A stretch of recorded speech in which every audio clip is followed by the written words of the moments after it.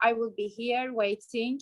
And so it's actually now up to Professor Guida to manage basically the seminar, and when he will want to give a small break, and and when he will actually organize the Q&A session. So thank you very much, Michelangelo, for giving this seminar to us today. And we are already very much interested in finding out what you are going to say to us. So the floor is yours. Thank you very much, Özgür. Thank you very much also, Oğuzhan, for organizing this meeting. Yes, I had a terrible technical problem. Sorry for the delay, because they formatted my computer just a few days ago, and just 10 minutes before the meeting, I found out I didn't have Zoom in this on this computer. So sorry for that.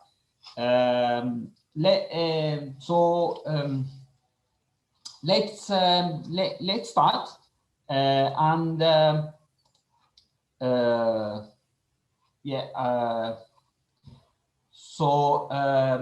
yeah, you probably seeing also and sharing yes, I think you see it, and sharing a PowerPoint. Yeah, well, what I will do today is to the title of today's topic is Europe and the key political ideologies in Turkey. So once again, I'm trying to understand the impact of Europe on Turkish political ideas and Turkish political life.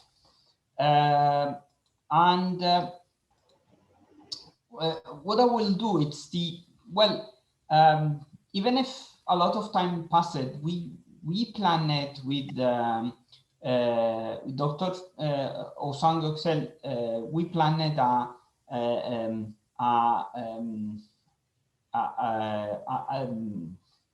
seminar in two parts. One that he conducted on anti-Westernism, and then I would follow on the specific of anti-Westernism and the impact of Europe on political ideas. Unfortunately, we didn't, well, a lot of time passed. I think more than 2 months passed from Dr. Gürsel's presentation. And so I will very rapidly summarize his ideas, and then move it to look at what are the channel of influence of, well, basically European thought, but at the same time European hegemonic policies on the evolution of Turkish political ideas. Then, well, I will look at these aspects of European influence that is always two phases influence, that it's always between adoption and rejection, and I will explain to you that, and maybe I would be useful then if I go into some details talking about the specific example of the main political traditions, Turkish politics, at least the early political traditions in the first part, well, basically up to the early republic, and then I will go into make some conclusions. We have I'm planning something like 1 hour and a half seminar, and I will try also to make in the middle a 5 minutes break, and then after the seminars I'm opening the floor to your question and comments. Yeah. So let's as I told you, let's start from what Dr. Göksel presented on the Jean Monnet seminars previously. And he introduced this concept of anti-Westernism. And actually, he already told you that actually we are working together, trying to write a book exactly on this idea of anti-Westernism. And now, let's remember that anti-Westernism should not be portrayed as a highly negative term with connotations like fanaticism, irrationality, or terrorism. Actually, anti-Western is very much is a reaction, very often rational reactions, with a lot of different motives. Some of them I will recall them. Some of them you probably remember already from Dr. Göksel's presentation. So, contrary to the common beliefs seen in many works, anti-Western is not exclusive to Muslim and Middle Eastern societies, as not Western society from all regions around the world also exhibit anti-Western sentiments at times. And anti-Westernism can manifest even in predominantly Christian societies as Greece, Russia, but also, for example, Italy. That are all societies that share, for example, the late modernity compared to North European countries, Britain among all, and or France. And also countries like Italy, France, Italy, Greece, and Russia at the same time also had discovered, let's say like that, they discovered identity in a very late stage, the national identity. Yes, I think that both Greek and Italian nationalism emerged only in very much in the second half of 19th century. As such, anti-Westernism, and so from these examples, you can understand that anti-Westernism is not a fanatical Muslim reactions to Europe or modernity, but it's something that go beyond civilization, if we want to call it like that, or beyond Islam. And as such, anti-Western can be understood as a product of the imperialist hegemony of leading Western states that was severely constrained and or eliminated the independence of other societies during the classical colonial age of 18th and 19th centuries and the neo-colonial eras that followed after the Second World War. Yeah, so anti-Western, the concept of anti-Westernism has been applied to other examples, and for example to Japan, China, and the Far East. This is the concept of, so regardless of where we place ourselves in the debate over the Ottoman modernization, the two main approaches have had a strong intellectual influence over Turkish political life. So now, whatever it's our position on an interpretation of the modernization process in the Ottoman Empire, there is all different political traditions and also the different approaches to the history of political ideas in Turkey. They must recognize that there is a common sense of anti-Westernism and a common reaction to the West and to Europe. All the main sons of Turkish politics still trace their historical narratives to the late Ottoman period, albeit they disagree on the nature of Ottoman and then Republican modernization programs.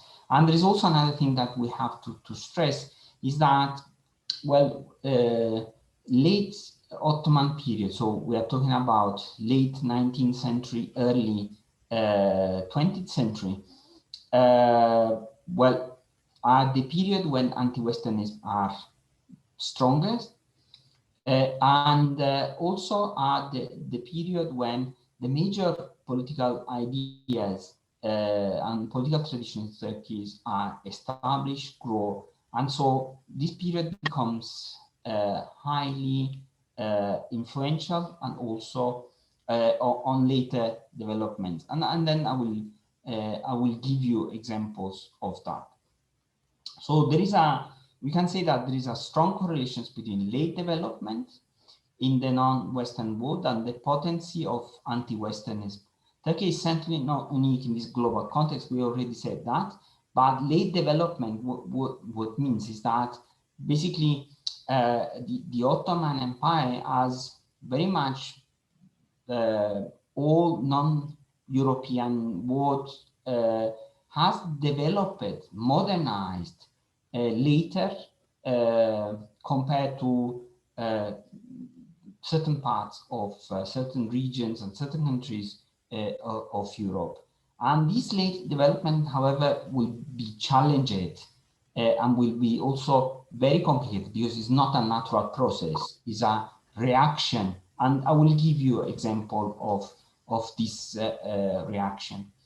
Anti-Western is not necessarily an irrational culturalist reaction, but a very widespread one that emerged as a reaction to the perceived colonization of one glorious non-Western power, such as the Ottoman Empire.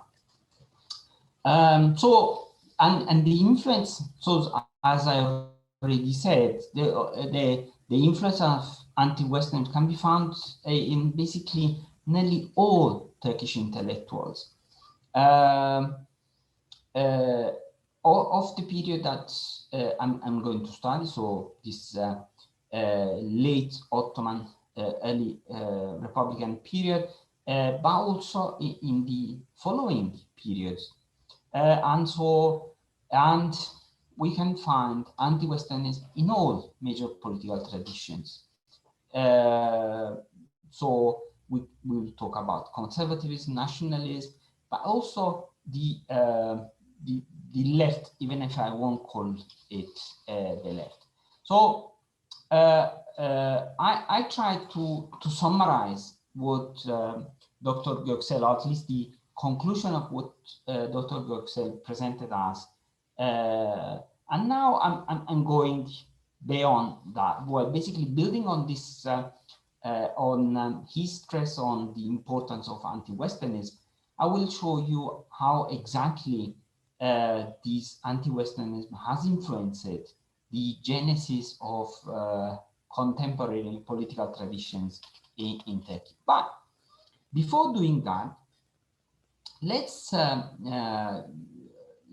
look at how we have this influence. What were the channels of the influence of the West, of Europe, on late Ottoman intellectuals? And there is a first problem that we have to analyze, is the fact that there is a very wide literature, and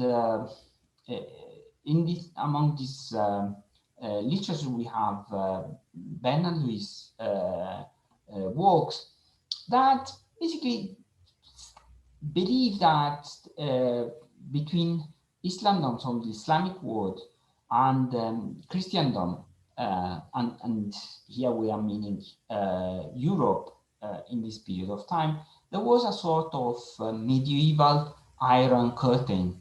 So these two civilizations were not very much talking to each other.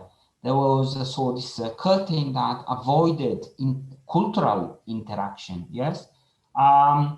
And that was due to the fact that it was this, Lewis argues that basically this was due to the fact that there was a legal dichotomy in the Islamic world that was seeing the Muslim lands So the Darul Islam totally contraposed to the Darul Harb. And so with very low scale interconnectedness. So there were two civilizations continuously in war and with very few interconnectedness. However, this is an over-exaggeration and not very true, in the sense that, yes, well, there was low interconnectedness between Europe and, let's say, the Muslim Middle East or the Ottoman-controlled Balkans. But that was because basically we had in a early modernity where basically there is no real globalization, there is no so strict interconnectedness. But despite that, and there is also another problem. This is why I'm bringing here this map of the world in 1400, and you see that well, for the Muslim Middle East or the Muslim lands, the East before 1400, before the modern era, the East was much more appealing, yes, because we know that China and India were much more intellectually and technologically advanced, and so interactions with them was much more was much more worthy, and well, so up to basically 15th century, that the Muslim lands are much more looking to the East rather than to Europe. But at the same time, we have throughout history, despite war, despite this legal dichotomy that Louis is talking about, we have many different channels of communication. And the Mediterranean, starting from the Mediterranean, but not only the Mediterranean, was a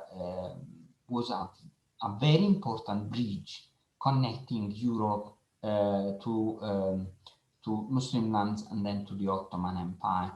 And these channels were built by the fact that first of all, the Ottoman Empire was much more tolerant and open to foreigners. And so we have not only diplomats, but also merchants that had access to Ottoman land. And even if they didn't have access to the courts, let's say the top political elites in Istanbul, they definitely had access to local bureaucracy or local political elites throughout Muslim lands. Another important channel that we never forget is that the fact that together with that tolerance, there were in Muslim lands, we have a lot of different non-Muslim minorities that were culturally closer to Europe, and they were so much more exposed and were building this bridge between Europe and the Ottoman political elites.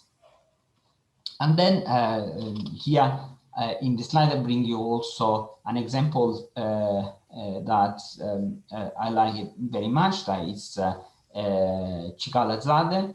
That is an Italian convert that is coming from a very aristocratic Sicilian family, and well, basically he becomes well, at Dev Shirme, he will be educated in the Ottoman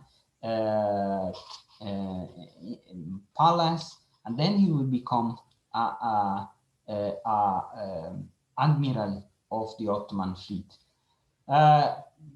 Well, he was very young when he arrives to the Ottoman capital, but at the same time he was already have been educated in Messina already had, well, very good knowledge of languages, and at the same time also of the political, technological, the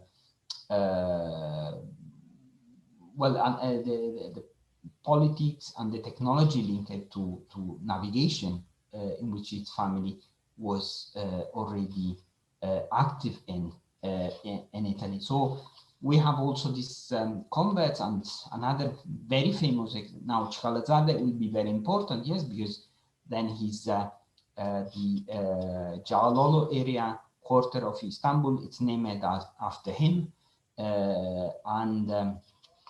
so he is very important and has an important mark on Turkish, on Ottoman history, and also now on still present his ghost in Istanbul. But other example are, for example, Ibrahim Mutaferrika, yes, that has been so important for the development of Ottoman intellectual history and tradition, that also was a convert that brought printing, so a so important technology into the empire. And so that was another important channel. And then we have also Ottoman traders that visited Europe, even if Europe was very limited. So Muslims in Europe did not have free access, have very limited restricted access, and had no permission of traveling inside Europe. But then we have traders, we have embassies.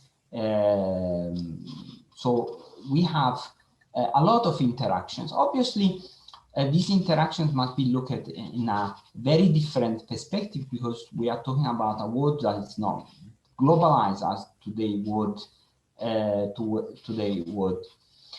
However, Louis' arguments are well, have been used and too much exaggerated on this point of view. However, what Louis was right is the fact that that the Ottomans were late in realizing how the emergence of centralized modern states, bureaucratic control, the discovery of the Americas, the decline of trade in the Mediterranean, and the European military revolution, so the development of firearms, organized and stable armies, were all weakening the empire, strengthening European powers. So yes, well, it's not true that there was no interconnection, but it's definitely true that the Ottomans realized, probably very late, that these major developments, the emergence of modern state in 17th century, probably we can add also a capitalist economy, bureaucratic centralization, and the discovery of Americas, that will basically bring enormous richness to certain European countries, and also will shift the trade from the Mediterranean to the Atlantic Ocean. Will definitely strongly change well, history, will change history, and also will create an enormous gap between Europe and the Ottoman land. And well, when they realize this gap, well, I'll try to present you this gap from, well, you can see, sorry, oops. Yeah, and you can see this gap. I'll use an Italian painter, that's Stefano Torelli from Bologna, and he this painting that is actually is the allegory of Catherine the Great, that is celebrating the victory over the Ottomans, and this is the victory that will terminate in the disastrous treaty of Küçükkaynarca. I hope you all remember that. It's the really watershed in Ottoman history. Now, in this painting, you see at the center Catherine II, and it's important also to remember that Catherine II was the Tsarina that that completed the modernization and also the Europeanization of Russia, and contributed highly to the expansion and the creation of a Russian empire. She is at the center, and she is, well, basically here in this painting, it's well, basically Minerva, so Greek, Latin, a Latin god, so that it's celebrating a victory. But obviously now it's staged in well, basically in the Roman Olympus, but it's with a lot of contemporary symbologies.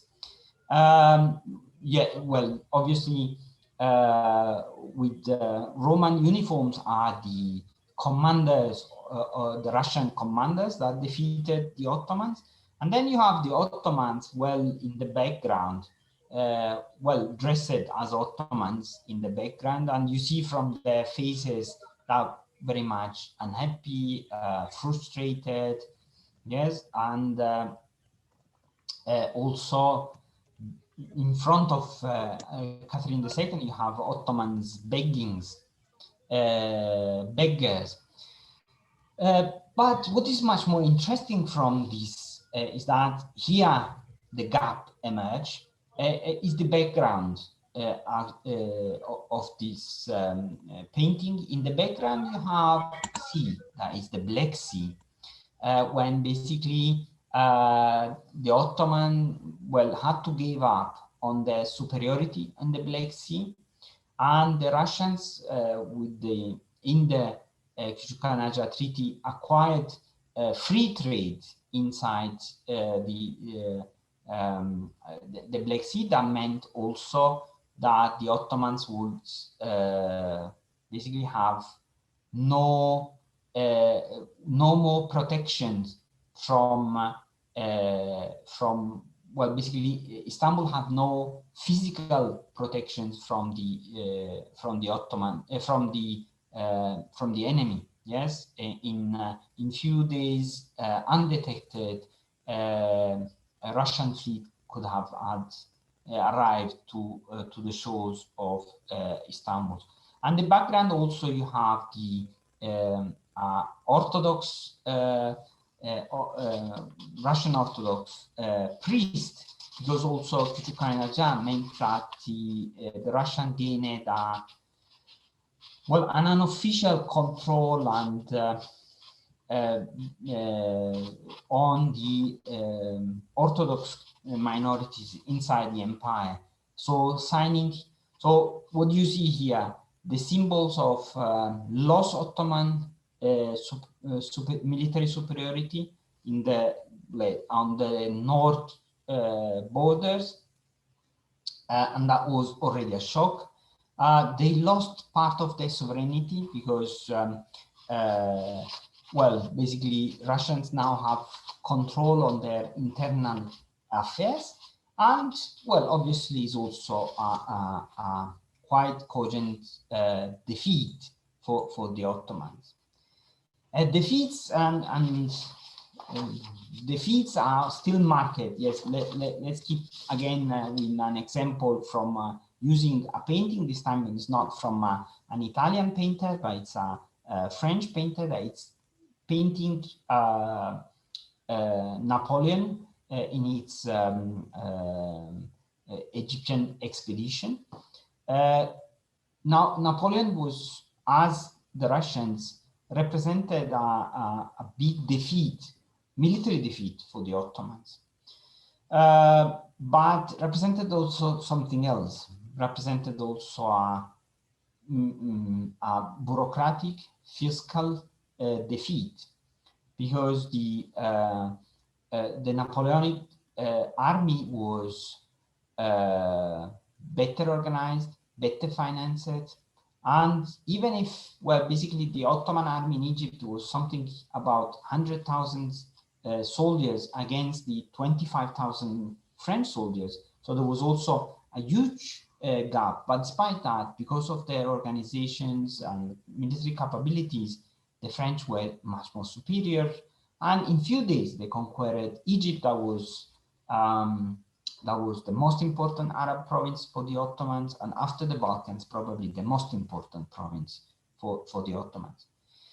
But Napoleon also represents something else that you can see here in the image, is that, well, on one side you have a civilized army, well-dressed, yes, quite organized, and then on the other side you have this poor, begging Egyptians, yes, that are totally uncivilized, even undressed, yes, that are begging, so are asking Napoleon to save them. And Napoleon, and this painting is representing the mission civilisatrice, the civilizing mission of the white men outside Europe. So what we have now, it's very few years from each other. Yes, Küçükkaynarca. So the first representation, and then the second representations. It's something like 40 years between the two painting. But you see a crescendo. You see military. A poorly military defeat, but you remember also that Küçükkaynarca was the starting point of Ottoman modernization. But this modernization was facing a very big threat from Napoleon, and this threat is that there is this European challenge is not only technological and military. And the technological and military challenge can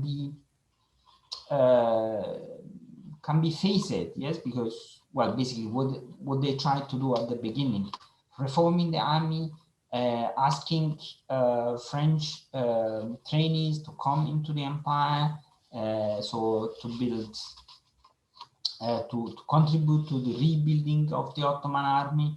So it was quite possible, but now Napoleon is showing you that this is not only a problem of acquiring new technology and reorganizing your army, is to defeat a cultural challenge. This mission civilisatrice that Napoleon is already representing here, then will become basically the legitimizing elements of imperialism that will officially emerge in the second half of 19th century. And an important element of this cultural challenge is represented by a lecture made by Ernest Renan in 1883, when basically this lecture, Renan was a French philosopher, very popular in late 19th century, and very anti-clerical. This lecture that was l'Islamisme et la science, so Islamism and science, was, well, showing the superiority, or was trying to demonstrate the European superiority vis-a-vis the Muslim inferiority, and was in certain ways legitimizing also in imperialism. Now, just very shortly, let's summarize some of Renan's arguments. And in this lecture, Renan advocated that from about the year 775 to nearly the middle of 13th century, Islam's progress and splendors was followed by a long and steady decadence. However, Renan is not only content to underplay the Ottoman golden age, so the golden period of Islam, which inspired many in the empire, in the Ottoman Empire, but he also taught that the science produced in Islam between 18th and 13th century was not produced by Muslim scholars, but by Nestorian Christians that lived in the Sassanid lands newly conquered by the Arabs. So, and you see in,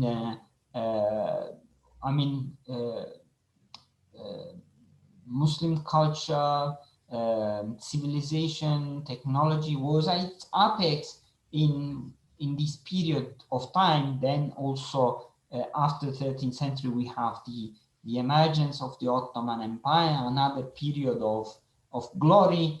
However, for Renan, this glory and this apex was not very much caused by Muslims, but rather than Iranian or Aryan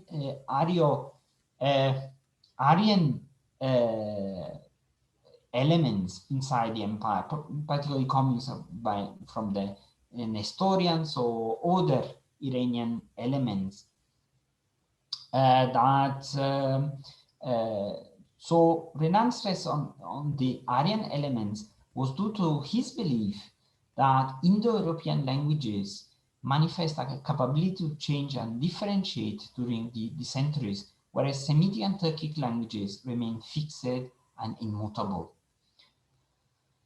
So basically, Renan says that, well, the East, where these two languages, Arabic and Turkish, dominate, there is no chance of modernization, because these two languages are too fixed, immutable, not adapt to the changes and to the evolution of science. And yes, well, he's early linguistic. He tries to use linguistic to prove that, but at the same time, he's also making a racial affirmation. So he says, well, non-white races, particularly, well, Turkic and Semitic races, are not fit for development. So what that means? Well, it's not possible just to take technology from the West to fill the gap. Here now is a total transformation of society is needed. Well, cultural transformation, but at the same time also a racial transformation. Yes, and that will be, now Renan's lecture will be very influential on Ottoman intellectuals, but not only Ottoman intellectuals. We have many Muslim intellectuals that wrote refusal, well, basically tried to contrast Renan ideas. We have Russian refusal written in Russian by Muslim intellectuals of the Russian empires.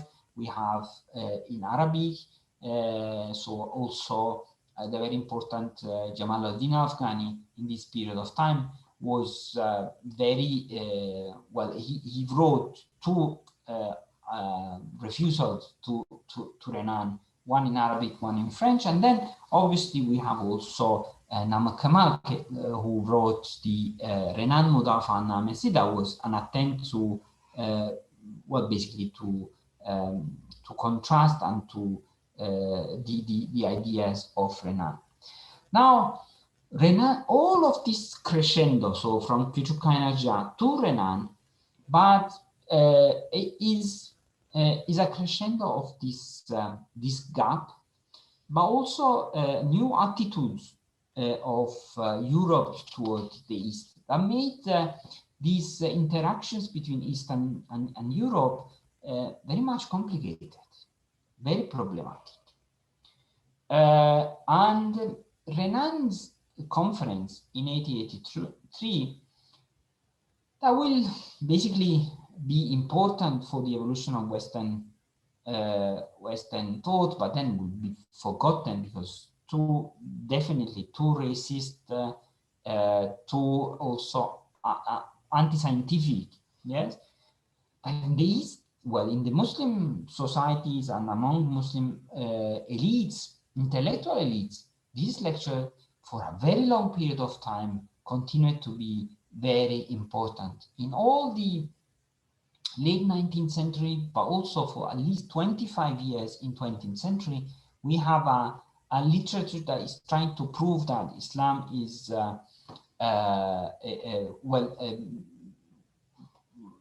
Islam is not an obstacle to development, progress, and to scientific research. And definitely this the date of 1883, that we are also at the peak of European imperialism, is what I in an article that I wrote a few years ago. Well, a few years ago, it's already 10 years. Oh gosh, time. Well, I wrote that 1883 is actually the date of where anti-Westernism start in Ottoman land. Obviously, well, 1883 is just the date, the year where Renan delivered his lecture and then printed it. But well, you probably remember there's a lot of different events. We have British mandate in Egypt. We have the Duyun Osmaniye. So we have basically a semi-colonial rule over the Ottomans. And then we created, so it was a period, we have the Treaty of Berlin, so we have a lot of different events very close to this date that created reaction among intellectuals. Created also political reactions, but I will focus only on the intellectual reactions.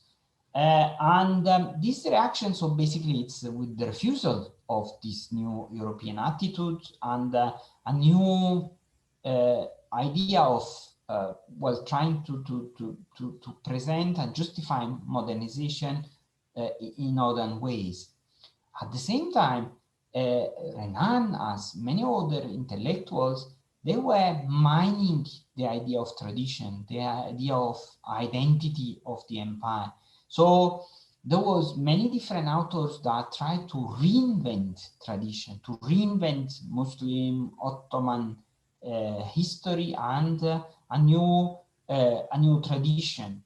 And well, they were all reformists, so everybody and all political traditions that emerge in this period, they are all profoundly reformist, but they have to base their idea of reformism on something else. And I will give you a couple examples. Well, I will give you an example talking about the traditions.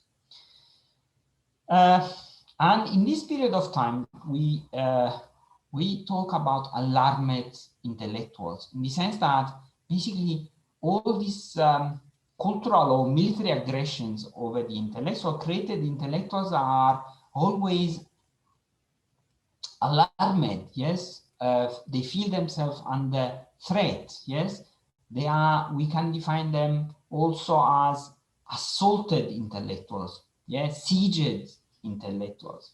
So and well, basically we have many different reactions, and these reactions goes actually into three different directions, but all motivated by this anti-Westernist reaction. So first, intellectuals had to reorient in their relationship to the West, usually an ambiguous relation that goes from resentment toward the West to total rejection of the West. The intellectuals were at least partly westernized, and their resentment or rejection was based somehow on Western epistemology. Now, this reaction, yes, has different forms, yes.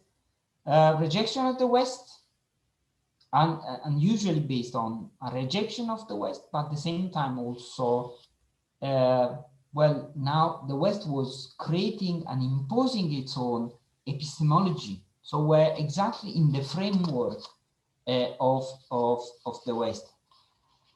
Total rejection of the West was always based on this epistemology. Then I will give you examples. But what do you think? Shall we have 5 minutes of break so we can grab a fresh cup of tea, and then shall we start? Yes. So now it's 14:55.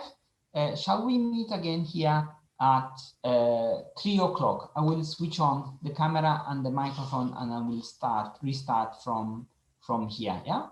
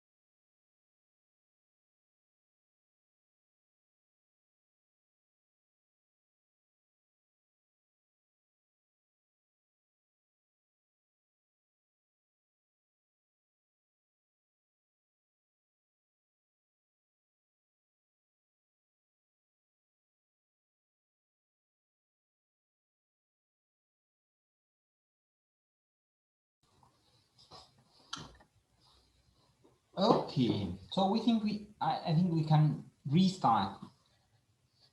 And well, so I gave you a large introduction to this anti-Westernization, how basically the relations between Ottoman intellectuals and the West changed in this very long 19th century.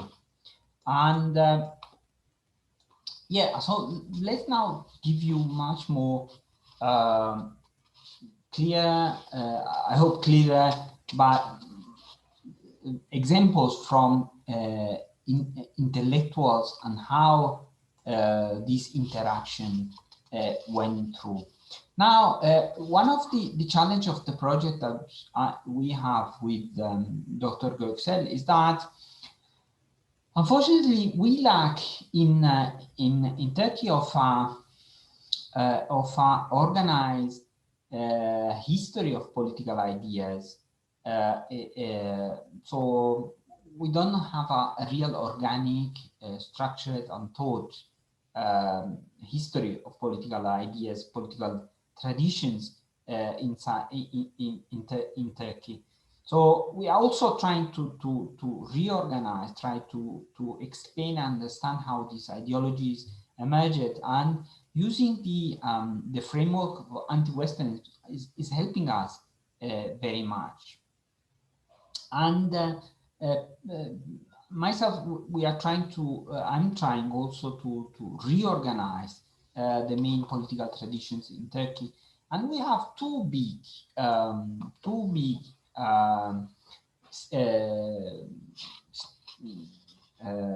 currents of political ideas. The first one, I would call it radical reformist, that emerged, is the first one that emerged. Even we can go back to early 19th century when we have this reforms project. The Tanzimat is a radical reformist political idea, and this radical reformist will change, will evolve, and eventually will arrive in 1930s to become to evolve into Kemalism.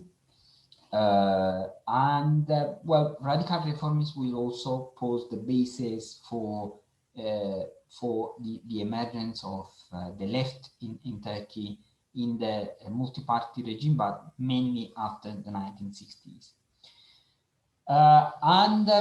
Then we have another important current that actually emerged as a reaction to these radical transformations, particularly as a reactions of the Tanzimat. This is the conservative wing. Then we'll inside, well, starting from conservatism, we'll have the emergence of nationalism in late 19th, early 20th century. This nationalism will once again evolve many times. We will have many different forms of nationalism among Ottoman and eventually Turkish intellectuals. And in the second constitutional era, then we'll have also the emergence of Islamism. However, all these ideologies are close connected, well, basically in similar well, following a similar path, but they are different ideologies. They are quite marked. Well, we won't have time to explain the real differences. And actually, I won't talk about all these ideologies because we don't have enough time, but I will concentrate on the early stages. So the one on the right side, so these four main ideologies, that it's radical reformism, conservative nationalism, and Islamism. And radical reformism, and I took this, well, basically this definition of radical reformism, once again from an author called Matosian, that focus on the impact of delayed industrialization, delayed modernity on the evolution of political ideas outside Europe. Also, she includes Italy as a peripheral to Europe. that also went through a process of modernization. And well, basically she used this radical reformism, and she, for example, used radical reformism for Mustafa Kemal, and so Kemal, and it's an idea. So to these all movements that try to a radical transformation of society. However, let's not forget that all ideologies, including conservatism, are revolutionary and they promote change. Yes, and this is due to the fact that intellectuals assaulted and alarmed found themselves in a disagreeable social, political, and economic order that is irreversibly changing. So why is that? Because basically the context, the political, economic, social context, it's inevitably very rapidly changing, readapting itself.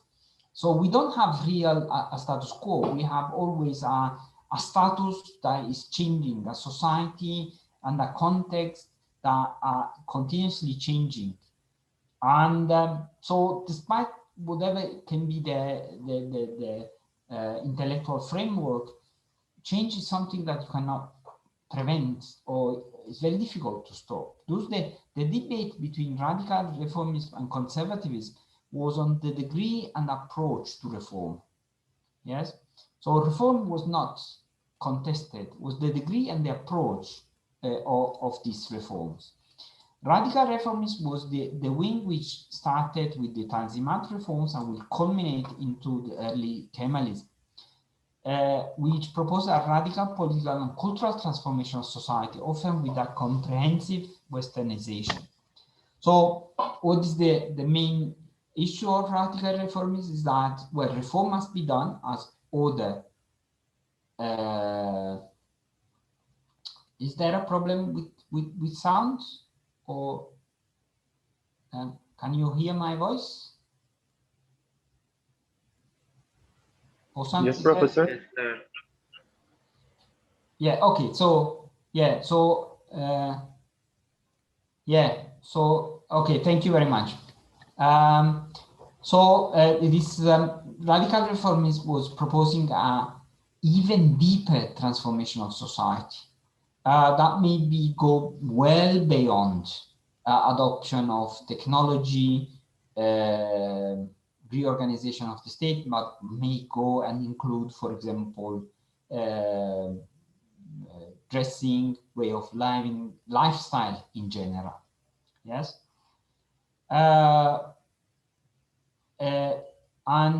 So this radical transformation had to be realized without a popular revolution and led by elites. What was the problem, and a common trait of radical reform is that reforms must be done, whatever is the position of society, and must be led by elites, because the people, the crowd, as Le Bon was, and Le Bon was very influential on radical reformists. The idea that basically the population was usually too conservative and unapt to accept radical transformation. So transformation must be done, and whatever, without the people, basically without the participation of people, but for the people. Yes. The aim of this reformist movement then was not to empower disenfranchised social groups to overthrow the Sultan in their opposition to the Amidian regime or later oppositions. Despite the radical ideas, they proposed the CUP, for example, in the second constitutional era, they were attempting to change the regime without a radical destabilizing institutional revolution. Now, radical reforms, however, doesn't mean radical political transformation. And so they don't want a ihtilal, a revolution. They want a inqilab, a changing of the conditions. Yes.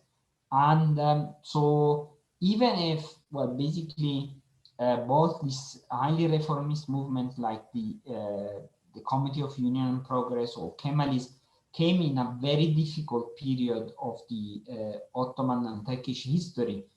What they wanted were not radical transformation of the political system or of society. Well, they wanted changes also because of these changes can be manipulated and better controlled by the elites that should be at the center of this system.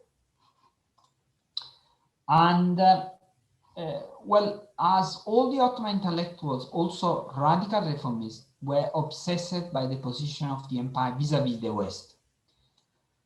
Well, the West, it's always present here because, well, reformation, changing was inspired, if not, well, basically forced by the contraposition with the West and the military and military intellectual gainings of the West. But these relations were always of love and hate. On the one hand, the West symbolized this modern civilization because of its technology, intellectual and scientific ascendancy, has strongly influenced their political ideas and worldview. On the other hand, however, it was a West that threatened Ottoman political, economic, and cultural independence. And the radical reformists were strongly committed to scientists, seen as the root of Western wealth and technological superiority, and consequently advocated a comprehensive Westernization, the wholesale acceptance of Western civilization and its idiom. An example of these radical reformists were, for example, Abdullah Cevdet, that advocated a radical process of Westernization, even if that would imply the adoption of, as he says, this is a very iconic quote by Abdullah Cevdet, Western civilization must be adopted with its roses and thorns. Yes, so even we don't like it, let's just accept it. However, Western civilization, the West, Europe, these are concepts not very defined, and actually these intellectuals don't define it very well. Yes, because, well, and actually these concepts of civilization are interpreted in very different ways. Yes, because from a European perspective, Russia, the new Russian Empire, that has been so important for stimulating Ottoman reform process. Well, for Western Europeans, Russia is not Europe, or the Balkans are not part of Europe as well. But for Ottoman intellectuals, they create their own image of the West. Well, the Third French Republic will be the model. So, for example, a strongly political system committed to secularism will be very important, and a very important political examples. But, well, this concept of the West will never be, well, 100% representing any specific country. And for example, an intellectual very close to Kemalism is Niazi Berkes, has a very interesting book on the relations between Turkey and the West. And in this book, there is one of the articles published in this book that is very interesting, because let's read this quote together. Turkey, and the book was published in 1975, but basically are a collection of articles that he wrote, well, after the deposal of the Democrat Party, so after 1960. Turkey, in its war for Westernization, has never been a beneficial help, and never seen a beneficial help from a Western country. So Westernization has happened in Turkey not thanks to the Europeans. Yes, if help has come was not for Turkey's westernization, but for the national interest of certain Western countries. So Western countries are very selfish, basically. The best evidence of this is the fact that the biggest success in Turkey's westernization coincides with the periods when it was not a friend of the West. And it's meaning Kemalism that emerged as an anti-Westernist force, yes? Because Kemalism emerged from the national struggle that was against occupying Western and Greek forces. We understand westernization as something that favored the progress of Turkish evolution toward modern civilization, çağdaş uygarlık. On the contrary, in Europe and America, westernization and pro-Western means to conform to Western diplomacy. So Berkes give a new meaning to the West, yes, that always been ill-defined.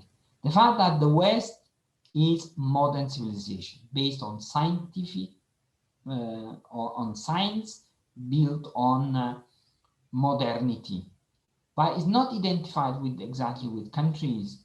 The Western countries appears to be very,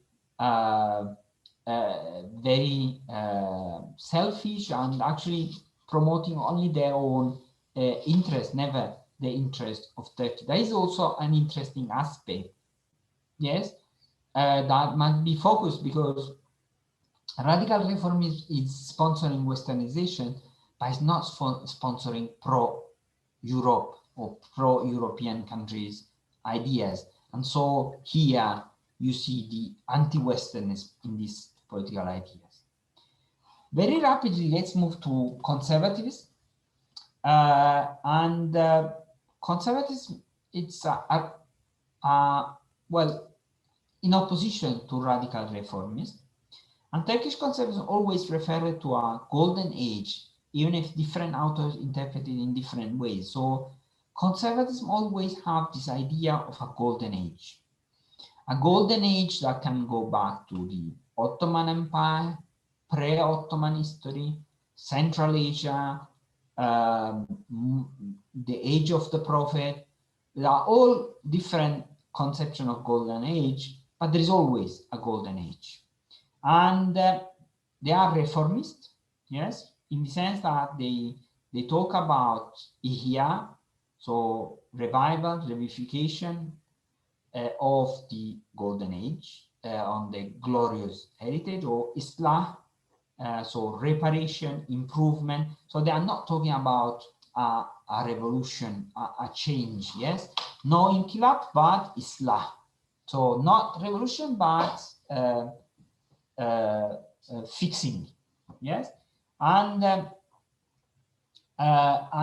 however they reinvent tradition. Now Kemal will be probably the father of conservatism. At the same time, he tries to reinvent, rewrite a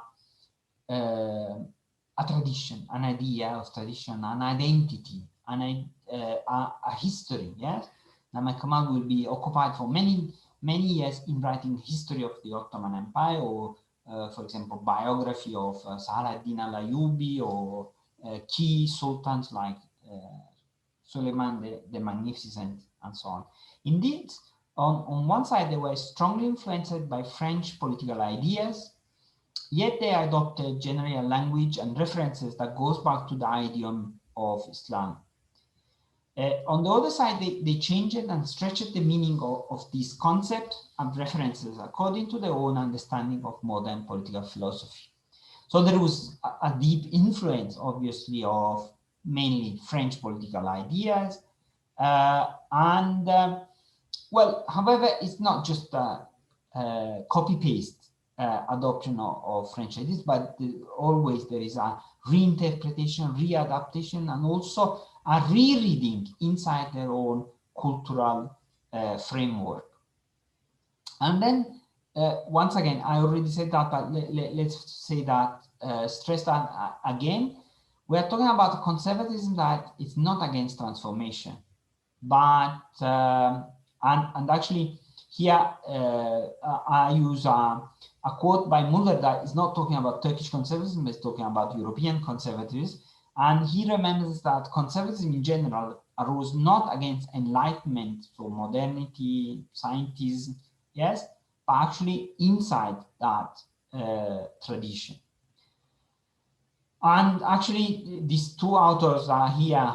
I mentioned, I put as an example, for example, Yahya Kemal Beyatli talk about change in extension. So a change inside the tradition, yes? Paradoxically, a tradition that was reinvented. Tanpınar also talks about to go ahead while changing, to change while going ahead. Yes, a change, but what is another key characteristic of Turkish conservatism is süreklilik. So a continuation, yes, remaining well inside a tradition. Once again, an invented tradition. And maybe now I can give you two examples of that.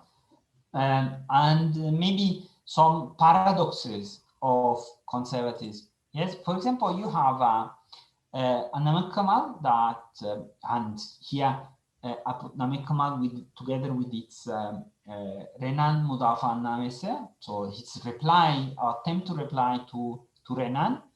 So what he does, he's basically rediscovering history, Ottoman and Muslim history, once again to contrast this European history that it's too racially based, too negative, yes, and also, but at the same time also is doing this inside Western epistemology.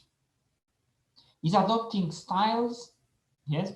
Well, Namık Kemal is also one of the first Ottoman intellectuals that made wide use of press. That's something that is imported by the West.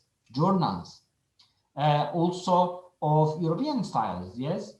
Another, I think, incredibly important for the evolution of Turkish political ideas, that it's Namık Kemal's theater play, Vatan Yahut Silistre, but it's a play that it's not part of the literal Ottoman tradition, but it's something that theater was important by the West.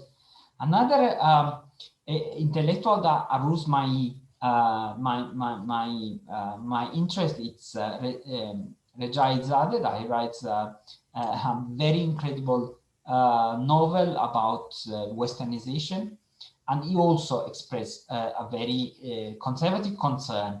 And in his Araba Sevdası, he basically make a deep critique of superficial Westernization, yes, and he criticized this form of Westernization. He adopts the figure of the dandy, so Ottoman elite that tries to adopt French and so on. A very good reading, but at the same time, what he does is adopting novel and press to do that. So basically a critique of the West, but inside the epistemology and the tools that the West have taught to these intellectuals. We also talked about, we said nationalists that also emerged in late 19th century. And it's a paradox because nationalism should be the most local form of political ideas, but, well, nationalism actually emerged as the less local ideology, the one that had been influenced more. And actually, there are four elements that prompted the emergence of nationalism. Not only in the Turkish-speaking regions of the Ottoman Empire, but also in the Arab world, very similar, and probably also the Balkans as well, even if the Balkans are a little bit different because they were closer to Europe. But anyway, all these forms of nationalism emerged because of the some impact of Europe. But if we return to Turkish nationalism, for example, it emerged because of the influence, obviously, of the new ideas that will emerge after the French Revolution or the spring of nations in Europe. And so the concept of patrie, the concept of nations, that were concept very far from the Turkish intellectual mind. The second is a process of simplification of language. Now, Kemal was, for example, one of those who strongly believed in the necessity of reforming, transforming language. And this process of simplification is very much due to the press, yes, and the introduction of the press in the Ottoman world. And obviously press, journals, magazines have a different way to use language. And that happened also in Europe. Basically, press promoted a process of development of the language, or de-Latinization of science, yes? And the same thing will happen inside Turkey. And three, the emergence in Europe of the field of Turkology, which fostered an interest in Turkish history and language. Basically, thanks to the emergence of Turkology, Turks rediscovered Central Asia, rediscovered the ancestry to Central Asia. They also rediscovered the pre-Ottoman history that was nearly forgotten. And well, then there was also migrants, emigres coming from the Russian Empire that were coming into the empire, because basically they were flying the Russian empires and their. So very much nationalism is an imported ideology. Now, unfortunately, we don't have time to go into the details. I want to present the last ideology, that it's the Islamism. That it's a very problematic ideology in the sense that, well, whereas it's not legitimate in the sense that Islamist authors don't use this term to define themselves. But, well, was even if in English will be adopted very late and in very negative connotation, well, actually, since the second constitutional period in Turkey, we have the use of Islamist, so of Islamists, to define a specific ideology, and a specific ideology mainly that refers to pan-Islamism, so the idea of creating a union between Muslims, yes. And this ideology it's well emerging once again from the conservative tradition, but with its own clear differences. And we can adopt Bullard's framework to define Islamist studies based on three characteristics. One, the reinterpretation of the word through basically the basic sources of Islam, or the basic rereading in a modern context of these sources. Yes, so they are actually reading these sources not as they were read, I don't know, in the classical era, but actually they are rereading in a modern context with new values, new ideas. Once again, here, print, but at the same time also Western political ideas are very much influential into that.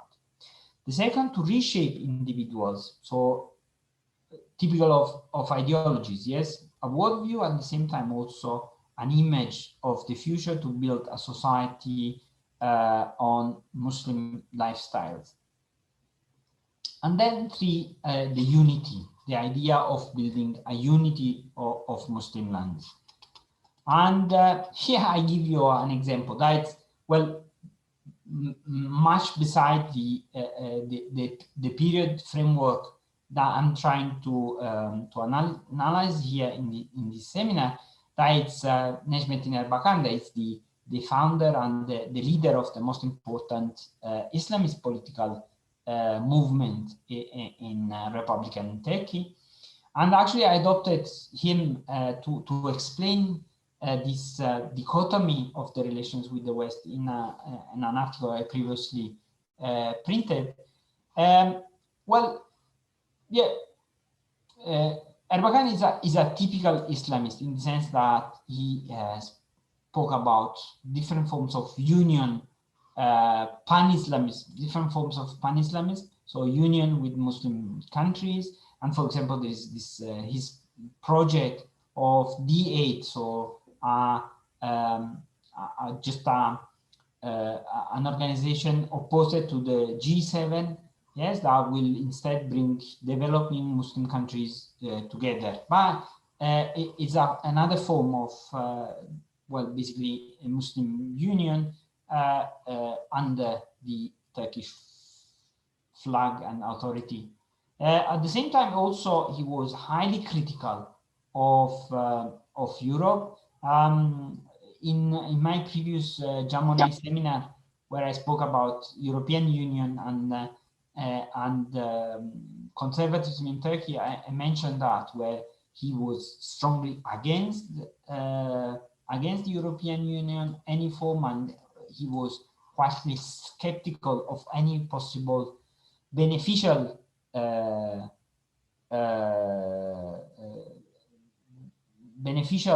impact of Europe. But at the same time, and then he was promoting a new vision of the economy and modernity. Yeah, so typical of Islamism. But at the same time, also, and here in a previous article, let's make a little bit of self-advertising. Yes, in an article I use basically his tie, these very famous ties that are, if not Versace, but Versace style ties. Well, basically he represents a Western epistemology, yes, the Western way of dressing or taste will be inevitably influential on his political action. And at the same time, he was very famous for his plans for industrialization, for bringing heavy industry in Turkey, all elements of European modernity. So very rapidly, because I want to leave a little bit of space to discussion and your eventual questions, is what lies ahead. So this is a working progress that I'm conducting with Oğuzhan Göksel, and is also a working process to try to write and make a systematic study of political traditions in Turkey, why they emerge. And here, anti-Westernism is a very important element that make these ideologies no fanatical or anti-European or anti-capitalist or anti-modernity. That's it's silly interpretation, I think, of political traditions, but are an important element of how political ideologies develop outside Europe, but with a strong pressures that come from Europe. The old pressures that I tried to mention to you. So the military threat, the perception of being under siege, and so they are all very well, posing enormous pressures and obviously influence the way how these ideologies will develop. Then let's not even talk about imperialism or neo-imperialism or how these phenomena are perceived by these ideologies. And then there is also another study that I will probably try to do when we eventually finish to write this book that had been unfortunately delayed by the pandemic and the fact that we are far from each other. But another project I will try to do, but I in some ways pointed here in this presentation, is about the problem of the invention of tradition. And probably I will try also to do that in a comparative way, because tradition was reinvented. So basically, let's also remember that not only conservatism reinvents tradition, but also radical reformists try to reinvent themselves. Yes,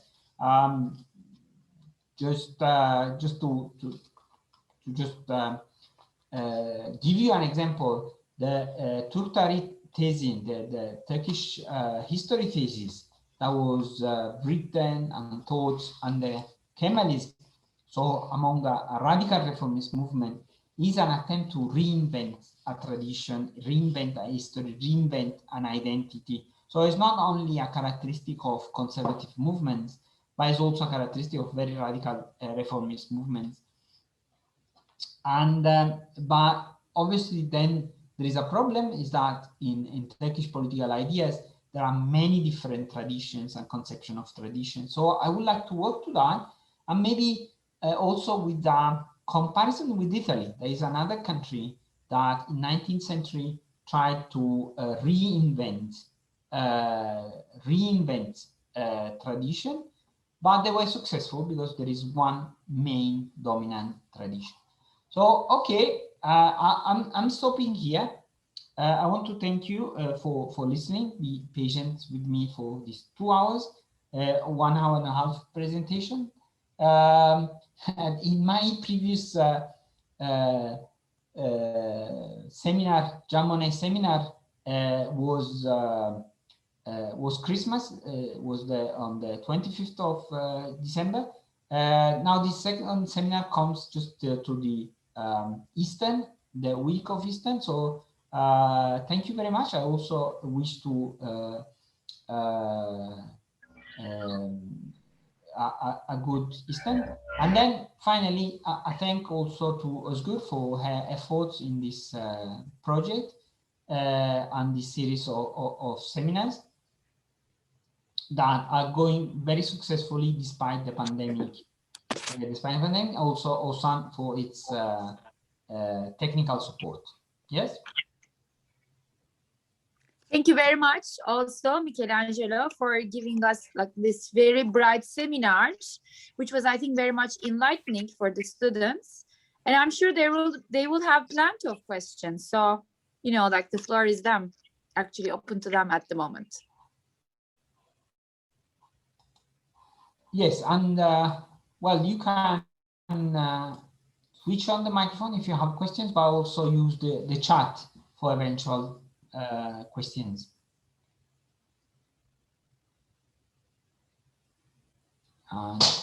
Yes.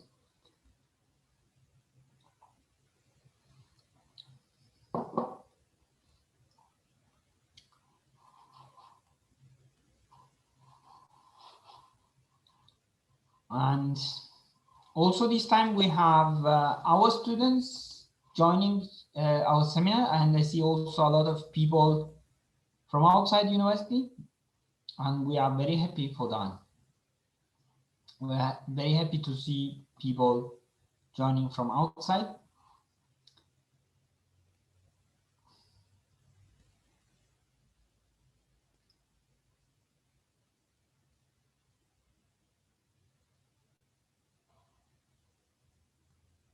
Okay, yes, Ahmed, the death of Islamism. Actually, in 2012, there was a debate about the end of Islamism. That's well, basically, well, there are many different ideas, and well. So how can I tell you? Well, basically, in the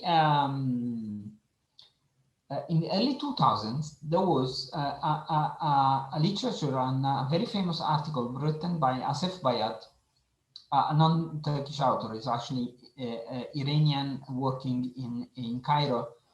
He wrote about post-Islamism.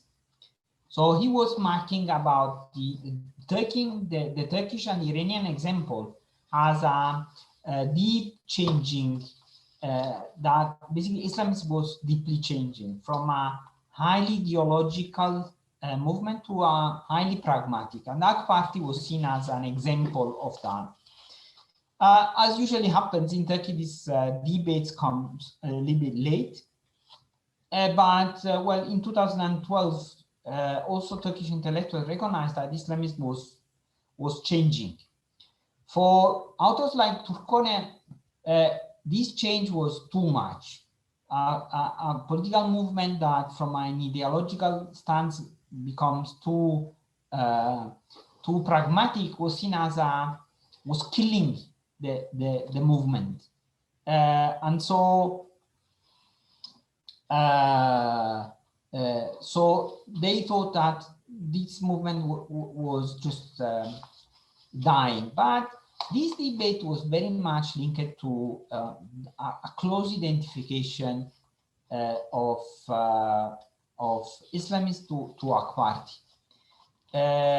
So they were seeing a shift in AK Party, and so they immediately thought that there was also a shift and a destruction of the main values of Islamism. However, I don't think that there is a strict relation. I actually identify AK Party not as an Islamist party, but as a conservative party. That's quite different. And then also, let's remember that these ideologies that we mentioned evolve and change very rapidly, because Turkish society is changing very, very rapidly, and inevitably political ideas change. So, well, Islam is not dead, has changed and continues to change. And then I don't agree with Turkone. I don't know if Rushen Checker said the same thing, but definitely Turkone. I don't agree with Turkone, because Turkone basically makes a parallel between Islamism and AK Party that it's too forced. Yeah. Meli? Yeah, so I agree with the fact that Islam is not dead, has changed. Yes. Well, I don't know if, well, Turkish foreign policy is an Islamist foreign policy. I really doubt that. And Turkish support for Azerbaijan goes well beyond Islamism. Yeah, so I'm not sure about that. So Turkey's support in the Nagorno-Karabakh conflict, it's not in the Islamist framework, because otherwise, I mean, Azerbaijan, it's well, has a Turkish. Yes, Stefano, please make comments and question, please. So yeah. And actually, again, I don't define AK Party as a Islamist movement, but as a conservative movement. Yes, it's a broad coalition of conservative movements, not an Islamist one. So its foreign policy cannot be explained in an Islamist, according to the Islamist ideology.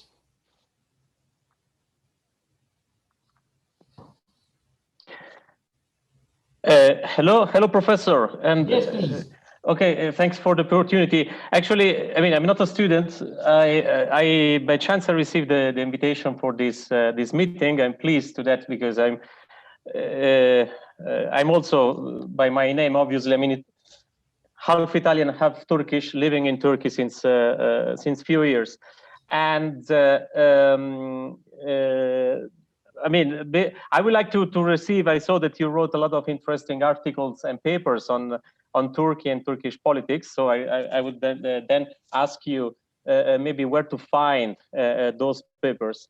And I'm very much interested in understanding your point of view on the relations between Europe and Turkey, the European Union and Turkey. I've been working in the past in supporting Turkish accession to the European Union, which is obviously at the moment out of date, but maybe in the future, in the near future, this can be a question. So, where are we going? Looking at the Turkish politics of those years. Towards approaching a close relations with the European countries and the European Union, or not, according to you? Thank you. Thank you, Stefano. You're very welcome. and we're happy also to see non-students participating. So it means also that our project is successful. Yes, to create a larger interest on these topics. My articles are available on academia.edu. So you find the articles I mentioned here. You find the PDF on Academia. You can also just contact me. Yeah, if you write to my email, and now I'm writing it in the chat. You can just contact me, and I will help you in as far as I can. Yeah, you're really okay. Thank you. Welcome. Yeah. Then you ask me something that's well, it's a very complicated and probably the $1 billion question that has a very complicated answer. But if you answer my my personal opinion about that, I'm not very different from you. I have 2 passports, 2 ID in my pocket, and using my Italian identity card, I look at the issue from in the sense that from the European perspective, a Turkish membership to European Union or a close partnership with Europe will only benefit Europe economically, because I mean, in the pandemic, we have seen that Turkey is an important actor in the logistics of Europe, providing an important key goods to the European market. Also, a very good alternative to many of the Chinese or East Asian goods and markets. Turkey is also key to protect Europe from migration, and also in providing European security. So, from an European perspective, Europe Turkey for Europe, it's a vital country, despite all its controversial aspects. So that was from using my Italian ID. Using my Turkish ID, so as a Turkish citizen, Europe is also an important element. It's nearly half of the Turkish exports. So Europe is a key market, if not the most important market for the Turkish economy. So closeness or the custom unions and the review of the custom unions with Europe, it's vital. At the same time, if not all European countries, but NATO also is a key element for Turkish security, providing Turkish security, helping in Turkish security. So it's also another important element. However, I don't think that full membership of Turkey to the European Union will be in the best interest. So close cooperation, close engagement with Europe is vital for Turkey, but total membership may be dangerous, because Turkey is geographically in the middle of many different geopolitical areas, and Turkey needs to balance between different actors, yes, and to mediate between different actors, something that European foreign policy cannot do, because is dominated by different interests and different views. So for example, Turkey has to deal in positive ways with Russia, unfortunately. It has to deal with the dynamics of the Middle East, regional powers, yes, and increasingly also with the influence of China in regions closer to Turkey. Turkey now is getting more involved in countries like Afghanistan, that where new players, emerging global forces, powers like Russia, China are very influential, yes, if not even India also. And well, European foreign policy, that it's too slow, too difficult to adapt, and also to adapt to different contexts may not help Turkey to be more dynamic. At the same time, also, Turkey is a developing country with a much more dynamic economy, weaker than European economy, and so needs more flexibility. Yes. So I tried to answer to your $1 billion question in 2 minutes. Thank you, Professor. Thank you. Thank you, I will write Stefano. to your email. Yeah, thank you very much.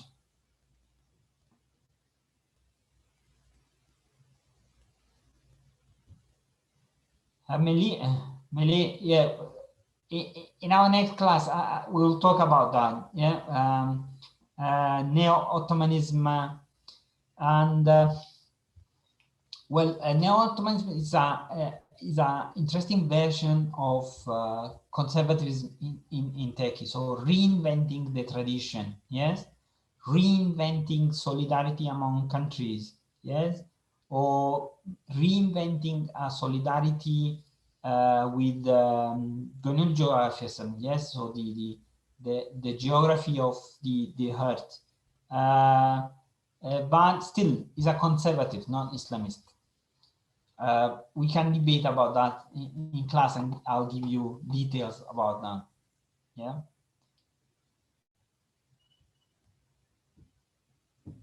That's good. It seems that we don't have questions anymore.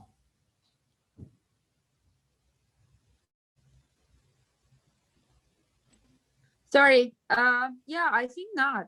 So I think everything was very clear, Michelangelo. So there also were no very questions. tiring for everyone. So no. I think you have made your point so clear that it didn't raise actually any questions in the audience minds. So if there are no questions, maybe we can close this seminar for today. It has been already like almost 2 hours anyway. So I thank all of you, the audience, for being with us today, for Michelangelo giving us this seminar, and also for, I think, Oğuzhan as well for his assistance, again, his technical assistance. So then see you in our next seminar. Stay tuned, please. keep on following us. Exactly. Keep on following, because we are continuing with our activities, as you know.